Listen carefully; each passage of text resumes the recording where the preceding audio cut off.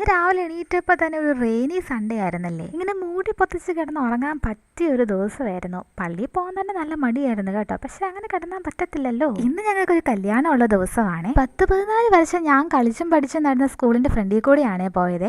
School ശരിക്കും കാണാൻ പറ്റത്തില്ല കേട്ടോ. ഇത് എൻട്രൻസ് ആണ്. നമ്മൾ പഠിച്ച സ്കൂളിന്റെ ഫ്രണ്ടിൽ കൂടി ഒക്കെ പോകുമ്പോൾ ഒരു നൊസ്റ്റാൾജിയ വരത്തില്ല. അതുകൊണ്ട് നമ്മൾ കല്യാണം നടക്കുന്ന സ്ഥലത്ത് എത്തിയിട്ടുണ്ടായിരുന്നു. ഒരു 4 വർഷമേലും ആയി കാണും ഞാൻ ഒരു ഹിന്ദു മാരേജ് കൂടിയിട്ട്. ഞങ്ങൾ ചെന്ന സമയത്ത് ആൾക്കാർ വന്നു തുടങ്ങുന്നേ ഉണ്ടായിരുന്നുള്ളൂ കേട്ടോ. മുഹൂർത്തത്തിന് ഏതാണ്ട് 1 മണിക്കൂർ മുമ്പ് ഞങ്ങൾ ഇവിടെ പോയി നിന്നായിരുന്നു. പിന്നെ ഈ പൂജാരി ചെയ്യുന്നതൊക്കെ നോക്കി ഞാൻ നിൽക്കുമായിരുന്നേ. കുറച്ച് നേരത്തെ കാതിരപ്പിന് ശേഷം ചെറുക്കനും പെണ്ണും ഒക്കെ വന്നിട്ടുണ്ടായിരുന്നു മണ്ഡപത്തിലോട്ട്. ഈ കല്യാണ പെണ്ണില്ലേ, ഈ ചേച്ചി ഞങ്ങളുടെ വീടിന്റെ അടുത്തുള്ളതാണ്. സ്റ്റേജിലാണ് എന്തൊക്കെയോ ചടങ്ങുകൾ നടക്കുന്നുണ്ടായിരുന്നു. ഈ കന്യാദാനവും മാലയിടലും ഒക്കെ.